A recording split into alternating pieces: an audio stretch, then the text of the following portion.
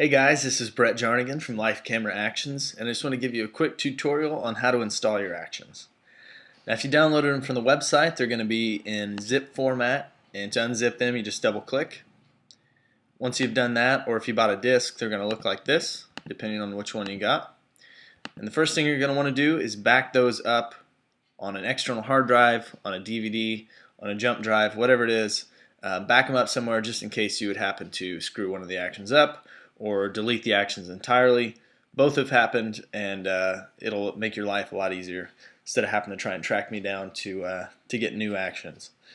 Alright, so once you've done that, open up the actions. All this information can be found in this installation and troubleshooting PDF. If you have any questions, if you run into any problems, if you get any error messages at any point, open this guy up and read it. I'm sure your questions are answered there. If they're not, you can get a hold of me then. So we have two platforms, two different versions of the actions. You're going to open up the one that applies to you.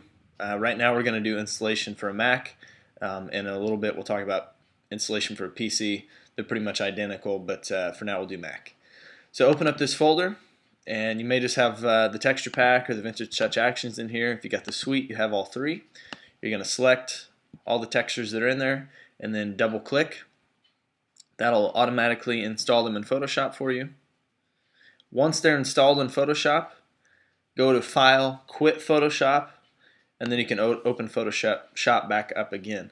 What that does is it saves your preferences and saves your actions in there, so you don't have to go back and install them again. Okay, so now our actions are installed. Next we have to install the textures. The way these work is Photoshop goes outside of itself and finds the textures in specific places on your computer. So it's important that they go exactly where they need to go. So we'll open up a new Finder window and go to Macintosh HD. Make sure it's named Macintosh HD. And then we're going to select these two. Maybe you just have one, depending on what you got. And you're just going to drag these over to the Macintosh HD library. And that's all there is to it. Now your textures are installed. Again, go ahead and go into Photoshop, try them out, try the textures out.